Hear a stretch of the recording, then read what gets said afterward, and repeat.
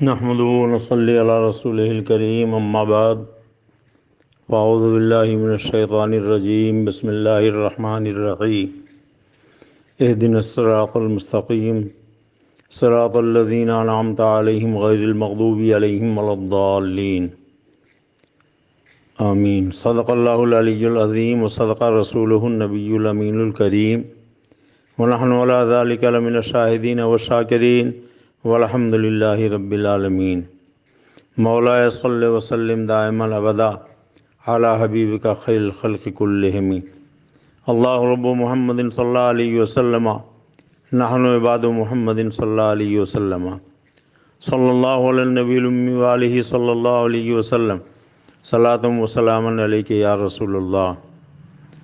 چمک تجھ سے پاتے ہیں سب پانے والے، میرا دل بھی چمکا دے چمکانے والے۔ برستا نہیں دیکھ کر ابر رحمت، بدوں پر بھی برسا دے برسانے والے۔ آج صفر المظفر کا یہ مہینہ جسے ماہ اعلیٰ حضرت کہا جاتا ہے، اس ماہ مبارک کی 25 تاریخ کو 14ویں صدی کے مجدد اعظم سیدی سرکار اعلیٰ حضرت امام احمد رضا فاضل بریلوی رضی اللہ تعالیٰ عنہ کا عرس منایا جاتا ہے۔ اس سال اعلیٰ حضرت فاضل بریلوی کا یہ عرس 102 سالہ عرس ہے۔ 1272 ہجری میں شوال المکرم کی 10 تاریخ کو سرکار اعلیٰ حضرت امام احمد رضا کی بریلی شریف میں ولادت ہوئی، اور 1340 ہجری میں اعلیٰ حضرت امام احمد رضا نے بریلی شریف میں وصال فرمایا۔ محلہ سوداگران جسے اب رضا نگر کہا جاتا ہے، وہاں اعلیٰ حضرت امام احمد رضا آرام فرما رہے ہیں۔ پوری دنیا کے لوگ اعلیٰ حضرت کے آستان کرم پر وقتاً فوقتاً حاضری دیتے رہتے ہیں اور فیض و برکات اپنے دامن میں سمیٹ کر واپس جاتے ہیں۔ اعلیٰ حضرت امام اہل سنت مجدد دین و ملت فاضل بریلوی رضی اللہ تعالیٰ عنہ یقیناً اعلیٰ حضرت ہیں، اور اعلیٰ حضرت اسی کے سمجھ میں آئیں گے جس کی ماں بھی اعلیٰ ہوگی، باپ بھی اعلیٰ ہوگا، خاندان بھی اعلیٰ ہوگا، ذہن بھی اعلیٰ ہوگا، فکر بھی اعلیٰ ہوگی اور علم بھی اعلیٰ ہوگا۔ اعلیٰ حضرت اسی کے سمجھ میں آئیں گے، اعلیٰ حضرت کسی ادنا حضرت کے سمجھ میں نہیں آئیں گے۔ اعلیٰ حضرت امام اہل سنت مجدد دین و ملت نے اپنے نوق قلم سے علم و عرفان کے ایسے دریا بہائے کہ کشور ہند سے لے کر جزیرۃ العرب تک کی ساری زمین کو انہوں نے جل تھل فرما دیا۔ اپنے والد گرامی خاتم المحققین حضرت علامہ مولانا مفتی نقی علی خان علیہ رحمت و رضوان سے آپ نے مکمل تعلیم حاصل فرمائی۔ اعلیٰ حضرت امام اہل سنت فاضل بریلوی رضی اللہ تعالیٰ عنہ خود ملفوظ شریف میں ایک جگہ پر ارشاد فرماتے ہیں کہ میں نے ایک بار خواب میں دیکھا کہ حضرت والد ماجد کے ساتھ ایک بہت نفیس اور اونچی سواری ہے۔ حضرت والد ماجد نے کمر پکڑ کر مجھے سوار کیا اور فرمایا 11 درجے تک تو ہم نے پہنچا دیا ہے، آگے اللہ مالک ہے۔ میرے خیال میں اس سے سرکار غوث پاک رضی اللہ تعالیٰ عنہ کی غلامی مراد ہے۔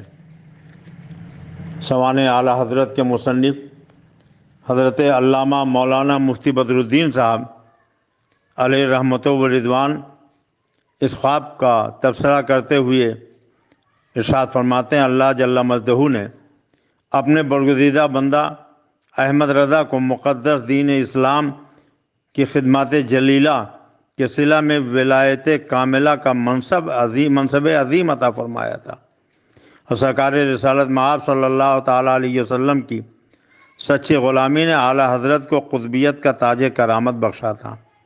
چنانچہ اگر ایک طرف آپ سیدنا امام اعظم ابو حنیفہ رضی اللہ عنہ کے نائب ہیں، تو دوسری طرف سیدنا غوث اعظم محی الدین عبد القادر جیلانی بغدادی رضی اللہ تعالیٰ عنہ کے مظہر بھی ہیں۔ آپ نے جس شان سے احیاء دین و تجدید ملت کے فرائض منصبی کو انجام دیا وہ شاہد عدل ہے۔ کہ یقیناً آپ کے ذات گرامی حضور غوث اعظم شہنشاہ بغداد کی تجلی گاہ تھی۔ اعلیٰ حضرت امام اہل سنت مجدد دین و ملت اپنے والد گرامی کے ساتھ مارحہ شریف پہنچے۔ یہ وہ وقت ہے کہ جب حضرت سیدنا سرکار آل رسول علیہ رحمت و رضوان کا فیض پوری طریقے سے دنیا میں تقسیم ہو رہا تھا۔ مارحہ شریف کی سرزمین وہ مقدس سرزمین ہے جہاں ایک ہی چھت کے نیچے 7 اقطاب آرام کر رہے ہیں۔ اس گدی اور چوکھٹ کے مالک حضور سیدی سرکار آل رسول مارحوی رضی اللہ تعالیٰ عنہ کی بارگاہ میں اعلیٰ حضرت امام احمد رضا پہنچے تو پیر و مرشد نے اعلیٰ حضرت کو مرید بھی فرمایا اور مرید فرمانے کے بعد خلافت بھی عطا کر دی۔ حضور آل رسول علیہ الرحمہ کے دربار کا عالم یہ تھا کہ اگر کوئی مرید ہونے کے لیے آتا تو پہلے اس سے ریاضت کرائی جاتی، مجاہدہ کرایا جاتا، چلے کرائے جاتے، تب جا کر کہیں اس کو مرید کیا جاتا تھا۔ مگر یہ نوجوان بریلی سے چل کر جب مارحہ شریف پہنچے تو پیر و مرشد نے انہیں فوراً مرید کر لیا، اور خالی مرید ہی نہیں کیا بلکہ خلافت بھی عطا کر دی۔ حضرت سیدنا سرکار ابو الحسین احمد نوری علیہ رحمت و رضوان نے جب یہ منظر دیکھا تو انہیں تعجب ہوا، اور انہوں نے عرض کیا کہ حضور آپ نے آج خلاف معمول ایک نئی روایت قائم فرمائی۔ اس سے پہلے جو بھی مرید ہونے کے لیے آیا آپ نے اس سے ریاضت کرائی، مجاہدہ کرایا، چلہ کرایا، تب جا کر اس کو داخل سلسلہ فرمایا، اور یہاں تو حال یہ ہے کہ آپ نے نہ صرف داخل سلسلہ فرما لیا بلکہ خلافت بھی عطا کر دی۔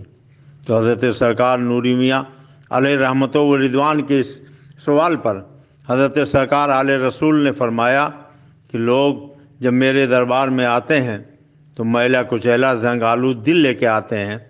پہلے ان کے دل کا میل، ان کے دل کا زنگ مجھے صاف کرنا پڑتا ہے، جو ریاضت اور مجاہدہ کے ذریعے ان کے دل کی تطہیر کی جاتی ہے، تب جا کے ان کو داخل سلسلہ کیا جاتا ہے۔ مگر یہ بریلی سے آنے والے نوجوان صاف ستھرا دل لے کر آئے تھے، انہیں صرف نسبت کی ضرورت تھی، وہ میں نے پوری کر دیا۔ حضرت سرکار نوری میاں علیہ رحمت و رضوان کے سوال سے ایک بات تو یہ واضح ہو گئی کہ اعلیٰ حضرت امام احمد رضا جب حضرت سرکار آل رسول کے بارگاہ میں مرید ہونے کے لیے پہنچے اور انہیں اجازت و خلافت بھی ملی، مرید بھی کر لیا گیا، حضرت نوری میاں نے اعتراض اس لیے کیا کہ اعلیٰ حضرت امام اہل سنت مجدد دین و ملت سے پہلے حضرت نوری میاں کے ہاں کوئی اتنا صاف شفاف اور اتنا پاکیزہ دل لے کر نہیں پہنچا تھا، اور کسی کے ساتھ یہ واقعہ نہیں ہوا کہ بغیر ریاضت اور مجاہدہ چلہ کے اس کو داخل سلسلہ کر لیا جائے، اسے خلافت بھی دے دی جائے۔ یہ تنہا اعلیٰ حضرت امام احمد رضا کی شخصیت تھی کہ جنہیں ان کے مرشد کامل نے مرید بھی کر لیا، خلافت بھی عطا کر دی۔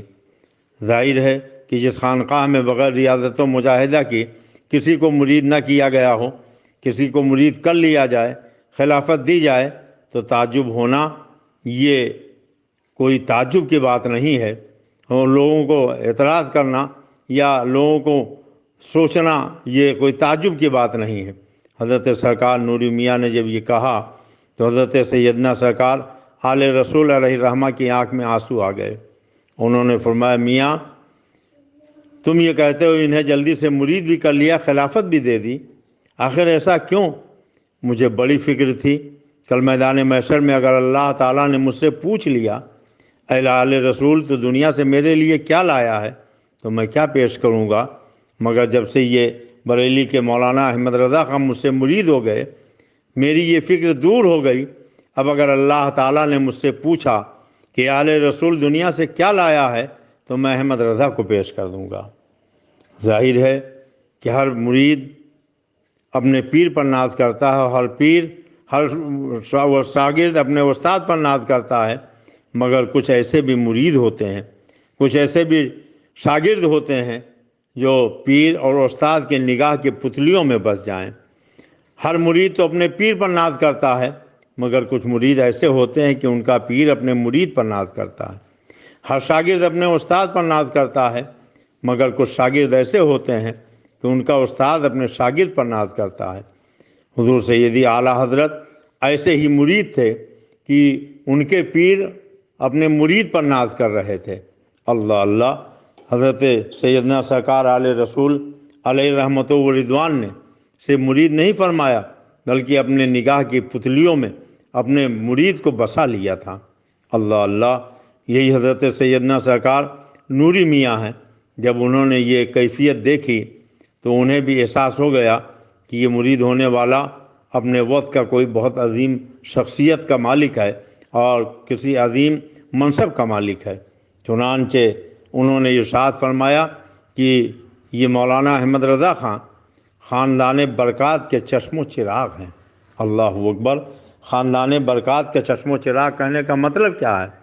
حضرت سرکار نوری میاں اپنے سلسلے کے سارے مریدوں کو بتانا یہ چاہتے ہیں اور خاندان والوں کو بھی یہ بتانا چاہتے ہیں کہ امام احمد رضا خاندان برکات کے چشم و چراغ ہیں، یعنی اب اگر تم کچھ دیکھو تو امام احمد رضا کی روشنی میں دیکھا کرو۔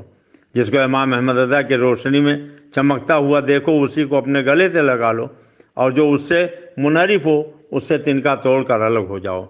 آپ اٹھا کے دیکھیں، تاریخ مالحرہ شریف میں یہ آپ کو ملے گا کہ حضرت سیدنا سرکار نوری میاں علیہ رحمت و رضوان نے اعلان فرما دیا کہ فقیر اور فقیر کے آباء و اجداد کی جتنی کتابیں ہیں سب مولانا احمد رضا خان کو دکھا دی جائیں۔ وہ جس کو قبول کر لیں اسے قبول کیا جائے، وہ جس کو انکار کر دیں اس کو انکار سمجھا جائے، اور جس کی تصدیق کر دیں اسی کو ہمارے اور ہمارے خاندان کی تصنیف سمجھا جائے۔ اعلیٰ حضرت امام اہل سنت پر مالحرہ شریف والوں کو کتنا اعتماد تھا، اندازہ لگانے کے لیے صرف ایک بات عرض کر دوں کہ حضور سیدی سرکار اعلیٰ حضرت کا پیر خانہ، حضور سرکار مفتی اعظم کا پیر خانہ مالحرہ شریف ہے، لیکن حضرت سیدی سرکار احسن العلماء ابر رحمت ان کے مرقد پر گہرباری کرے، حرش تک شان کریمی ناز برداری کرے، انہوں نے اپنے بیٹوں کو، اپنی شہزادی کو اور اپنی اہلیہ کو حضور مفتی اعظم سے مرید کروایا اور اپنے شہزادوں کو خلافت بھی دلوائی۔ گویا حضرت سرکار احسن العلماء یہ چاہتے تھے کہ پورے بریلی اور بریلی کے ماننے والوں کا پیر خانہ مالحرہ شریف ہے، لیکن مالحرہ شریف میں ہمارے شہزادے اور شہزادیوں کا پیر خانہ بریلی شریف ہو جائے، تاکہ نہ مالحرہ بریلی سے جدا ہو نہ بریلی مالحرہ سے جدا ہو۔ اللہ اکبر! حضور احسن العلماء کے اندر کسی چیز کی کمی نہیں تھی، وہ اس چوکھٹ کے مالک تھے، اس چوکھٹ کے سجادہ نشین تھے جہاں 7 اقطاب آرام کر رہے ہیں، اور پیر کے اندر جتنی شرطیں ہونی چاہیے ساری شرطیں حضور سرکار احسن العلماء کے اندر موجود تھیں۔ اپنے وقت کے عارف باللہ تھے، مگر نہ تو اپنی اہلیہ کو خود مرید فرمایا، نہ اپنے بیٹے اور بیٹیوں کو خود مرید فرمایا، بلکہ سرکار مفتی اعظم سے مرید کروایا۔ اللہ اللہ! آپ ذرا غور کریں اور سوچیں کیا شان ہے۔ حضرت سیدنا سرکار اعلیٰ حضرت امام اہل سنت مجدد دین و ملت کے چھوٹے شہزادے حضور مفتی اعظم رضی اللہ تعالیٰ عنہ کو حضور احسن العلماء نے اپنے بیٹوں کا پیر و مرشد بنا دیا۔ ایک مرتبہ خانقاہ برکاتیہ کے صاحب سجادہ دامت ظلہم النورانی گونڈہ تشریف لائے۔ ڈاکٹر لائق علی صاحب جو اسلام و سنیت کے بڑے مجاہد ہیں، اعلیٰ حضرت کے مسلک کے سچے ناصر ہیں، جماعت رضائے مصطفیٰ کے وہ گونڈہ کے صدر ہیں، وہ بتاتے ہیں کہ میں نے جب حضور صاحب سجادہ آستان برکاتیہ کی بارگاہ میں حاضری دی، ان سے ملاقات کی سعادت حاصل کی، تو انہوں نے مسکرا کے فرمایا، ڈاکٹر صاحب آپ جس پیر و مرشد کے داخل سلسلہ ہو کر مرید ہیں، اسی پیر و مرشد کو میں نے بھی اپنا پیر و مرشد بنایا ہے۔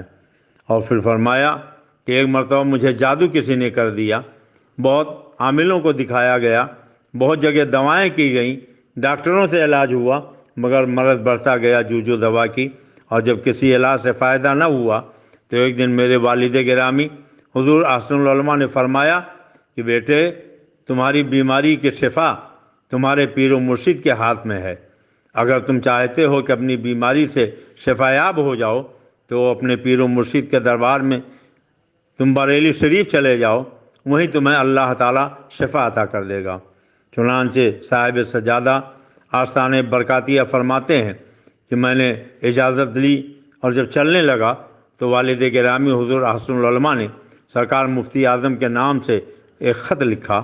اس میں تحریر فرمایا، میں اپنے بیٹے سید محمد امین کو آپ کے خدمت میں بھیج رہا ہوں۔ انہیں کافی دنوں سے کسی نے سحر کر دیا ہے، جادو کی وجہ سے بڑی تکلیف میں مبتلا رہتے ہیں، آپ اس کا کچھ علاج فرماتے ہیں۔ حضرت سید مخدوم گرامی امین میاں صاحب قبلہ مدد اللہ العالی فرماتے ہیں کہ میں اپنے والد محترم کا خط لے کر جب بریلی شریف پہنچا، سرکار مفتی اعظم گھر میں تشریف فرما تھے۔ میں نے اپنا وہ خط سرکار مفتی اعظم کے پاس اندر بھجوا دیا، اور جیسے ہی سرکار مفتی اعظم نے خط پڑھا مجھے باہر سے اندر بلوا لیا۔ میں نے اپنی پوری کیفیت بتائی۔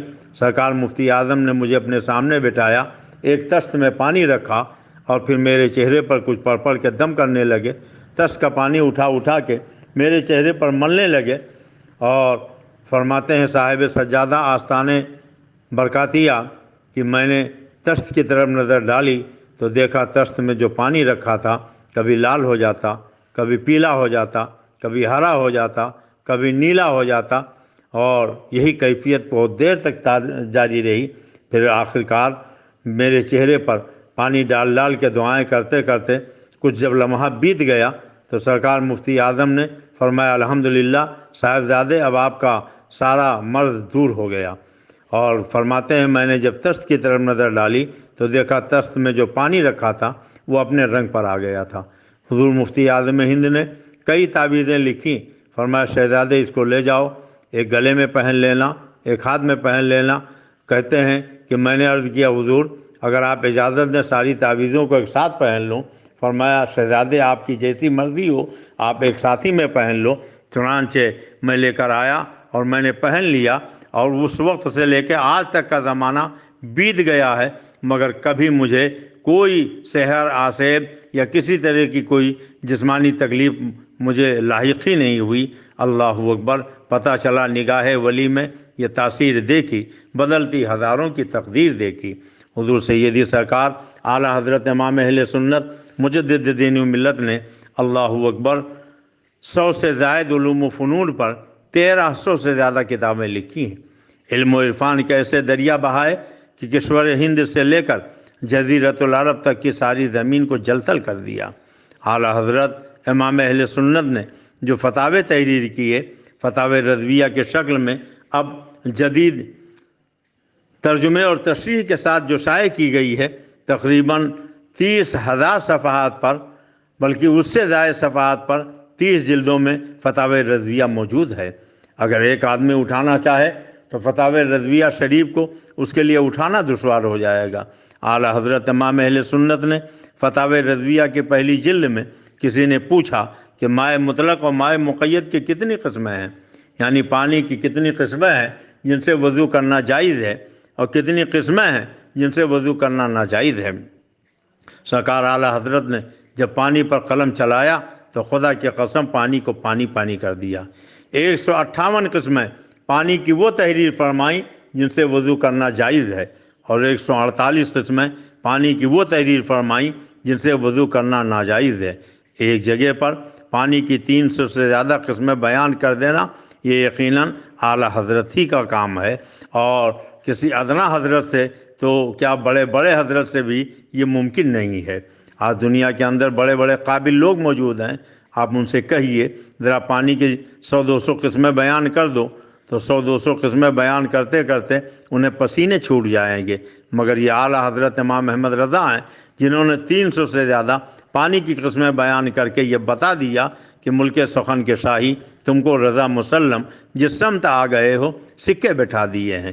آئیے میں آپ کو بتاؤں کہ اعلیٰ حضرت نے جو 300 سے زائد پانی کی قسمیں بیان کی، اس میں ایک پانی کی قسم اعلیٰ حضرت نے وہ بتائی جسے آب زمزم کہا جاتا ہے، دوسری وہ بتائی جسے آب کوثر کہا جاتا ہے، تیسری وہ بتائی جو ایک جنگ کے موقع پر سرکار کی مبارک انگلیوں کی گھائیوں سے نکلا تھا، جس کے بارے میں خود اعلیٰ حضرت نے کہا انگلیاں ہیں فیض پر، ٹوٹے ہیں پیاسے جھوم کر، ندیاں پنجاب رحمت کی ہیں جاری واہ واہ۔ حضور اعلیٰ حضرت فرماتے ہیں سرکار کے انگلیوں کی گھائیوں سے جو پانی نکلا ایک وہ پانی ہے، ایک جنت سے نکلا وہ پانی ہے، ایک وہ پانی ہے جو حضرت ابراہیم خلیل اللہ کے ایڑیوں کی ٹھوکر سے نکلا جسے آب زمزم کہا جاتا ہے۔ ایک ہے آب زمزم، ایک ہے آب کوثر، اور سرکار کی مبارک انگلیوں کی گھائیوں سے جو پانی نکلا تقریب فہم کے لیے آپ اسے آب رحمت کہہ لیجئے۔ اب اعلیٰ حضرت کا علمی کمال دیکھو، فرماتے ہیں یہ 3 پانی ہو گئے، اب ان 3 پانیوں میں کون پانی سب سے افضل ہے؟ فرماتے ہیں آب زمزم اور آب کوثر سے زیادہ افضل سرکار کے مبارک انگلیوں کی گھائیوں سے نکلنے والا پانی ہے۔ مگر یہ نہیں کہ صرف اتنا بتا دیں کون پانی زیادہ افضل ہے، دلیل بھی دیتے ہیں کیوں زیادہ افضل ہے۔ فرماتے ہیں آب زمزم ایک نبی کی ایڑیوں سے زمین سے نکلا تو آب زمزم کا منبع زمین ہے۔ آب کوثر جنت سے نکلا تو آب کوثر کا منبع جنت ہے، اور میرے آقا کے مبارک انگلیوں سے جو پانی نکلا اس کا منبع وجود مصطفیٰ ہے، اور وجود مصطفیٰ زمین سے بھی افضل ہے، جنت سے بھی افضل ہے۔ اس لیے سرکار کے مبارک انگلیوں کی گھائیوں سے جو پانی نکلا ہے وہ آب زمزم سے بھی افضل ہے، آب کوثر سے بھی افضل ہے۔ اللہ اکبر۔ 1000 سال میں ہزاروں فقہاء نے مل کر محنت کی، تب بتایا کہ مٹی کی 74 قسمیں ہیں جن سے وضو کرنا جائز ہے۔ جب سرکار اعلیٰ حضرت امام احمد رضا نے تیمم کے مسئلے پر قلم چلایا تو اللہ انہوں نے مٹی کی 74 قسموں میں 104 قسموں کا اضافہ کر دیا۔ 104 قسموں کا اضافہ کر کے اب اعلیٰ حضرت نے 178 قسمیں پانی کی مٹی کی وہ بتا دی کہ جن سے تیمم کرنا جائز ہے۔ اب آج آپ دنیا کے بڑے بڑے ماہر ارضیات سے پوچھئے کہ ذرا بتائیے مٹی کی کتنی قسمیں ہوتی ہیں، اس کو پسینے آ جائیں گے۔ مگر واقعی یہ اعلیٰ حضرت کا کمال ہے کہ انہوں نے 1 2 نہیں مٹی کی 178 قسمیں بیان کر دیں۔ گویا 1000 سال میں ہزاروں فقہاء نے جتنا کام کیا تھا تنہ تنہا اعلیٰ حضرت امام احمد رضا نے اس کو دگنے سے زیادہ پہنچا دیا ہے۔ اللہ اکبر۔ یا اعلیٰ حضرت امام اہل سنت مجدد دین و ملت ہیں۔ دوسری مرتبہ جب حج بیت اللہ کے لیے گئے تو انڈیا پاکستان کے وہابیوں نے شاہ مکہ جنہیں شریف مکہ کہا جاتا تھا ان کے پاس اعتراض پہنچایا اور شکایت کی کہ ہندوستان سے اعلیٰ امام احمد رضا آئے ہیں اور یہ مولانا احمد رضا خان نبی کا علم خدا کے علم سے زیادہ مانتے ہیں۔ شریف مکہ نے اعلیٰ حضرت سے یہ کہلایا کہ میرے آقا کے علم پر آپ کوئی کتاب لکھ دیں۔ حضور اعلیٰ حضرت سخت بخار کی حالت میں تھے۔ شریف مکہ کا جب پیغام آیا تو آپ نے قلم کاغذ اٹھایا مگر پوچھا یہ پوچھ لیجئے شریف مکہ سے کہ اردو میں لکھیں کہ فارسی میں لکھیں کہ عربی میں لکھیں۔ مکے کے لوگوں نے کہا ہم نہ اردو سمجھتے ہیں نہ فارسی سمجھتے ہیں، اس لیے آپ عربی زبان میں لکھیں۔ ایک ہندی عالم نے 8.5 گھنٹے میں عربی زبان میں حضور سید عالم صلی اللہ علیہ وسلم کے علم مبارک پر جو کتاب لکھی تو اس کتاب کا نام رکھا الدولۃ المکیہ بالمادۃ الغیبیہ۔ اعلیٰ حضرت امام اہل سنت مجدد دین و ملت نے جو 8.5 گھنٹے میں کتاب لکھی تھی، ابھی چھپوانے کے لیے جب کمپیوٹر سے نقل کروایا گیا تو کمپیوٹر نے نقل کرنے میں 16 گھنٹے لگا دیے۔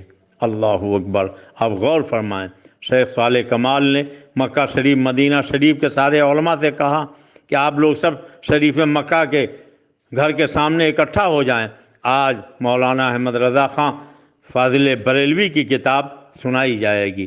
عرب شریف کے علماء مشائخ سادات، مصر کے شام کے علماء سادات اور مشائخ جمع ہو گئے۔ شریف مکہ نے اعلان کیا کہ شیخ صالح کمال سے کہا کہ آپ مولانا احمد رضا خان کی کتاب پڑھیں۔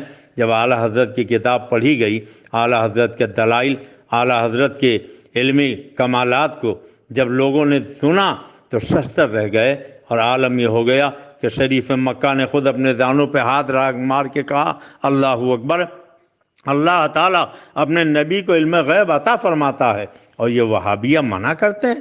اور پھر عالم یہ تھا کہ پورے عرب میں اعلیٰ حضرت کی عظمتوں کا پرچم لہرانے لگا۔ مان عرب نے تجھ کو یگانہ، گایا عجم نے تیرا ترانہ، مانے تجھ کو سارا زمانہ، حامی سنت اعلیٰ حضرت۔ کسی نے کہا آپ ہمیں حدیث پڑھا کر آپ اپنا شاگرد بنا لیجئے، کسی نے کہا علم حدیث کی اجازت دے دیجیے، کسی نے کہا مجھے مرید بنا لیجئے، کسی نے کہا مجھے خلافت دے دیجیے۔ عالم یہ تھا، کوئی اعلیٰ حضرت کی پیشانی چوم رہا تھا، کوئی ہاتھ چوم رہا تھا، کوئی دامن چوم رہا تھا، کوئی گھٹنے چوم رہا تھا، کوئی آپ کے پیروں کو چوم رہا تھا، کوئی جوتیاں سیدھی کر رہا تھا۔ اللہ اللہ، آج مدینے والے آقا کے صدقے میں عرب شریف میں اعلیٰ حضرت کی عظمتوں کا پرچم لہرا رہا ہے۔ سبحان اللہ سبحان اللہ۔ یہ اعلیٰ حضرت امام احمد رضا ہیں، اور جب حج بیت اللہ سے واپس آئے تو اس زمانے میں لوگ حج کے لیے جب جاتے تھے تو سورت سے جاتے تھے، سورت ہی واپس آتے تھے۔ سورت کو خرد مکہ کہا جاتا تھا۔ گجرات کے لوگوں نے 2 مہینے تک اعلیٰ حضرت کو روک لیا۔ اس بیچ میں جبل پور کے کچھ لوگ پہنچے، انہوں نے دعوت دی کہ حضور آپ ہمارے یہاں چلیں، تو اعلیٰ حضرت نے فرمایا رسول اعظم کے دربار سے آیا ہوں، خواجہ اعظم کے دربار میں جاؤں گا، پھر وہاں سے بریلی جاؤں گا، پھر جہاں جانا ہوگا وہاں کا ارادہ کروں گا۔ اعلان ہو گیا مجدد اعظم خواجہ اعظم کے دربار میں جا رہے ہیں۔ علماء مشائخ سادات کا ایک قافلہ اعلیٰ حضرت کے ساتھ ہو لیا۔ جے پور پہنچے، جے پور سے اجمیر معلیٰ کی گاڑی ملی، اور وہ گاڑی شام ہوتے ہوتے پھلیرا اسٹیشن پر جا کر رکی۔ مغرب کی نماز کا وقت ہو گیا تو اعلیٰ حضرت امام اہل سنت کے ذوق عبادت کا عالم یہ تھا، کبھی وہ نماز قضا نہیں فرماتے تھے۔ اعلان فرمایا کہ سارے لوگ ٹرین سے نیچے اتریں، باجماعت نماز مغرب ادا کریں۔ اللہ رسول نے چاہا تو جب تک نماز مکمل نہیں ہوگی یہ گاڑی آگے نہیں جائے گی۔ اب غور کیجئے اعلیٰ حضرت کے ذوق عبادت کا عالم کیا ہے۔ جب اعلیٰ حضرت کی طبیعت علیل ہو گئی، خود پیروں سے چل کر مسجد تک حاضری میں دشواری ہو گئی، تو اعلیٰ حضرت امام اہل سنت نے ایک کرسی بنوائی۔ اس کرسی پر 4 لوگ پکڑ کے آپ کو بٹھا دیتے تھے۔ چاروں لوگ کندھا سے کرسی کا پایا پکڑ کے اٹھاتے، مسجد میں لاتے اور کرسی رکھ کر آپ کو کھڑا کر دیتے۔ آپ نماز کھڑے کھڑے ادا فرماتے، پھر کرسی پر بیٹھا کر آپ کے گھر پہنچا دیا جاتا تھا۔ اعلیٰ حضرت کے آخری دور میں طبیعت جب زیادہ بیمار علیل ہو گئی تو بڑے بڑے حکیموں نے کہا کہ گرمی بہت ہے، آپ کے لیے روزہ رکھنا جان کے لیے خطرے کا باعث ہو سکتا ہے، اس لیے آپ روزہ نہ رکھیں۔ تو اعلیٰ حضرت نے فرمایا کہ میرے پاس ایک مکان نینی تال کے قریب بھوالی میں ہے، وہاں موسم بالکل ٹھنڈا ہوتا ہے، اگر وہاں چلا جاؤں تب تو روزہ رکھنا آسان ہوگا۔ لوگوں نے کہا وہاں آپ روزہ رکھ سکتے ہیں۔ تو اعلیٰ حضرت امام اہل سنت جب اپنے مکان بھوالی کے لیے روانہ ہونے لگے تو سبحان اللہ، اعلیٰ حضرت کی نظر انتخاب جس ذات پر پڑی وہ ذات کوئی اور نہیں، میرے پیر و مرشد حضور سیدی سرکار شیر بیش سنت ہیں۔ بلایا، فرمایا حشمت علی میں چل رہا ہوں، وہاں تمہیں میرے ساتھ چلنا ہے۔ حضرت شیر بیش سنت نے عرض کیا حضور آپ نے مجھے مسجد بی بی جی کا امام بنا دیا ہے، پھر رمضان شریف آنے والا ہے، میں وہاں تراویح میں قرآن پاک بھی سناتا ہوں۔ تو اعلیٰ حضرت فرماتے ہیں کہ تمہارے چھوٹے بھائی محبوب علی بھی تو حافظ قرآن ہیں، اپنی جگہ پر بلا کر تم انہیں وہاں مسجد کی امامت کے لیے متعین کر دو اور انہی سے کہنا تراویح سنا دیں گے اور تم میرے ساتھ رہو گے۔ اب حضور شیر بیش سنت اپنے مرشد گرامی کے ساتھ بھوالی چلے گئے۔ وہاں کوئی تیسرا نہ تھا، یا تو حضور اعلیٰ حضرت تھے یا ان کی قدموں کی بوسہ لینے والے اور ان کی بارگاہ کے جارو کشی کرنے والے میرے پیر و مرشد سیدی سرکار شیر بیش سنت تھے۔ اب دینے والے نے کیا دیا، لینے والے نے کیا لیا، یہ تو دینے والا جانے، لینے والا جانے۔ ہم نے تو صرف اتنا جانا ہے کہ تحدیث نعمت کے طور پر خود ہی فرماتے ہیں سگ ہوں میں عبید رضوی غوث و رضا کا، سگ ہوں میں عبید رضوی غوث و رضا کا، آگے سے میرے بھاگتے ہیں شیر ببر بھی۔ یہ اعلیٰ حضرت کے ذوق عبادت کا عالم یہ ہے کہ کبھی نماز قضا نہیں فرماتے تھے۔ پھلیرا کا اسٹیشن ہے، صف آراستہ ہو گئی ہے، مصلی پر اعلیٰ حضرت پہنچ گئے ہیں اور پیچھے مقتدی کھڑے ہوئے ہیں نیت باندھے ہوئے۔ یہیں پر مجھے ایک واقعہ یاد آتا ہے۔ ایک مرتبہ میں بمبئی سے لکھنؤ آ رہا تھا، جب بھساول اسٹیشن پر میری ٹرین پہنچی تو میں نے دیکھا کہ کچھ جماعت والے صف بنائے اور پلیٹ فارم پر نماز پڑھ رہے تھے۔ حضرت جی مصلی پر کھڑے ہو کر امامت کر رہے تھے، پیچھے سارے مقتدی نیت باندھے کھڑے تھے۔ اتنے میں گاڑی کی سیٹی کی آواز سنی، ابھی ایک ہی سجدہ ہوا تھا کہ حضرت جی نے مصلی پکڑا اور گاڑی کی طرف دوڑے، اور ظاہر ہے کہ جب حضرت جی دوڑے تو مقتدی کہاں ٹھہرتے، وہ بھی دوڑے۔ बगल में कुछ कुली खड़े थे, उन्होंने कहा, अरे मियाँ जी, ये आपके गाड़ी के नहीं, ये माल गाड़ी की सीटी है। मगर अल्लाह अल्लाह, या आला हज़रत इमाम अहमद रज़ा हैं। फुलेरा के स्टेशन पर मुसल्ले पर खड़े हुए इत्मीनान और सुकून के साथ खुशू और खुजू से नमाज पढ़ा रहे हैं। पीछे सारे मुक्तदी आपके इक़्तिदा में नमाज अदा कर रहे हैं। गाड़ी छूटने का वक्त हो गया। ड्राइवर ने एक सीटी बजाई। जो लोग प्लेटफार्म पर मौजूद थे गाड़ी की तरफ चल पड़े। दूसरी सीटी बजाई, लोग डिब्बे में सवार हो गए।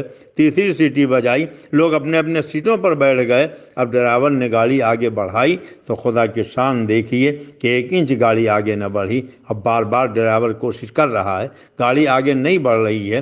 गार्ड आ गया, स्टेशन मास्टर आ गया, मैकेनिक आ गया, इंजन खोला गया, कोई ख़राबी भी नहीं है। और फिर इंजन को डिब्बों से अलग करके जब चलाया गया तो दौड़ने लगा। फिर गाड़ी में जोड़ा तो फिर अपनी जगह पर खड़ा रह गया।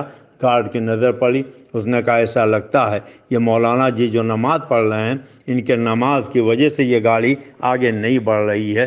चुनांचे गार्ड भी, ड्राइवर भी और मैकेनिक भी, स्टेशन मास्टर भी सब आए, हाथ बांध कर खड़े हो गए।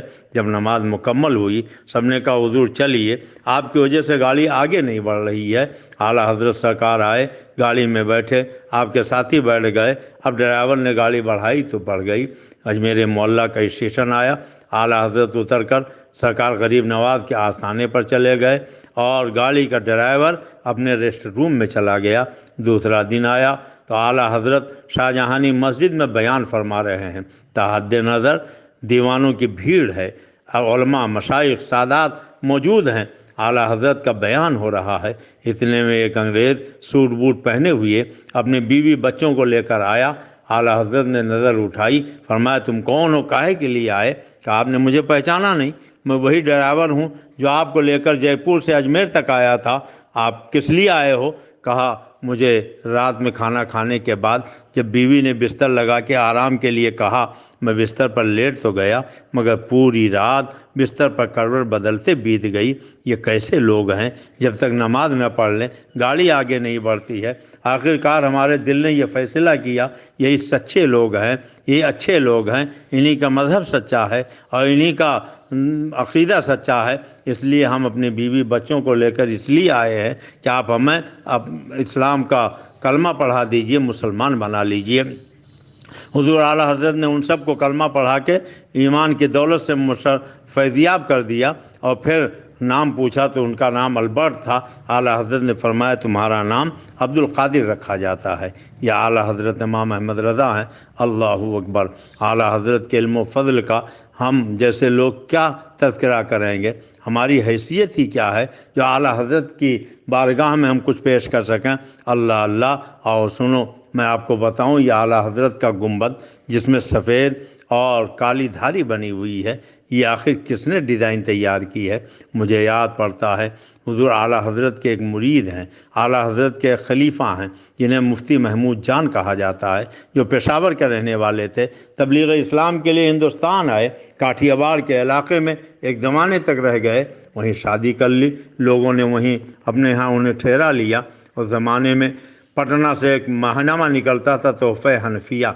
मुफ्ती महमूद जान साहब को कहीं मिल गया, उसमें आला हज़रत की तहरीर उन्होंने पढ़ी और जैसे ही तहरीर पढ़ी तो बेसाख्ता उनकी ज़बान पर निकला कि इतने इतने काबिल लोग भी मौजूद हैं।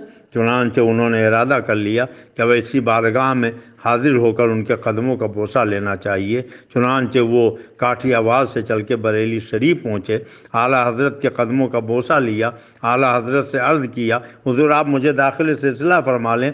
आला हज़रत ने उन्हें मुरीद भी फरमा लिया, खिलाफत भी अता कर दी। और यही इतना नहीं बल्कि तबर्रुक के तौर पर अपना इमामा शरीफ, अपनी सदरी शरीफ, अपना कुर्ता शरीफ, असाए मुबारक 5-5 तबर्रुकात अता फरमाए। और फिर उन्होंने आला हज़रत इमाम अहले सुन्नत की बारगाह से इजाज़त चाही, चले गए। और सबसे पहले आला हज़रत के ज़माने जिस शख्सियत ने लिखी वो आला हज़रत के वही खलीफा हज़रत मुफ्ती महमूद जान साहब रहमतुल्लाह ताला अलैह हैं, जिन्होंने सबसे पहले आला हज़रत की सवाने मंजूम ज़िक्र रज़ा के नाम से तसनीफ़ फरमाई है। अल्लाहु अकबर। जब आला हज़रत का विसाल हो गया तो आला हज़रत के खलफा पूरी दुनिया से बरेली शरीफ आए, मुफ्ती महमूद जान साहब भी आए حضور حجت الاسلام حضور مفتی اعظم اور تمام خلفاء اور تمام شاگردوں نے آپس میں مشورہ کیا کہ اعلیٰ حضرت کے مزار مبارک کا گنبد کیسا ہونا چاہیے۔ آپ لوگ ڈیزائن بنا کے لائیں۔ جب اسے چہلم بنایا گیا سب لوگ ڈیزائن بنا کے لائے، مگر مفتی محمود جان صاحب کالی اور سفید دھاری والی یہ ڈیزائن بنا کر لائے۔ فرمایا میں نے مدینے والے آقا کے مینار شریف میں یہ دھاریاں دیکھی ہیں، ساری زندگی مدینے والے آقا کی عظمت بلند کرتے رہے اعلیٰ حضرت، اس لیے میں چاہتا ہوں کہ یہ سفید اور کالی دھاری اعلیٰ حضرت کے گنبد کی بنا دی جائے۔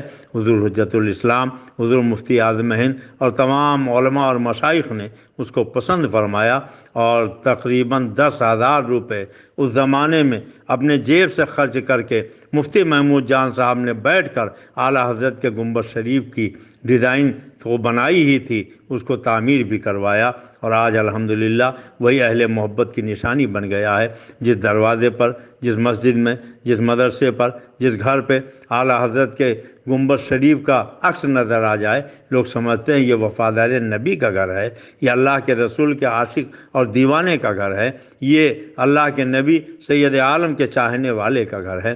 اللہ تبارک تعالیٰ حضور اعلیٰ حضرت کے فیض و برکات سے ہمیں مستفید فرمائے۔ یہ اعلیٰ حضرت کا 102واں سالانہ عرس مبارک ہے۔ جی تو چاہتا تھا کہ بہت کچھ اعلیٰ حضرت کے بارے میں عرض کروں، مگر وقت کم ہے، اور توحید نیٹ ورک کے مالک ہمارے بھائی صاحب نے یہ کہا کہ مختصر سا خطاب ہونا چاہیے، اس لیے یہ چند جملے میں نے عرض کر دیے، پھر انشاءاللہ تعالی کسی موقع پر حضور اعلیٰ حضرت کی عظمت و فضیلت کے تعلق سے کچھ باتیں عرض کر کے اپنے لیے آخرت کا توشہ تیار کروں گا۔ مانا عرب نے تجھ کو یگانہ، گایا جم نے تیرا ترانہ، مانے تجھ کو سارا زمانہ، حامی سنت اعلیٰ حضرت، چیخ پڑے چوٹی کے واوڑے، پھاڑ دیے ہر ایک کے جبڑے، خنجر حق کیا خوب چلایا، حامی سنت اعلیٰ حضرت۔ اعلیٰ حضرت امام اہل سنت کے خدمات کے اعتراف میں ہندوستان کی حکومت نے ڈاک ٹکٹ جاری کیا، اعلیٰ حضرت ایکسپریس کے نام سے گاڑی جاری کیا۔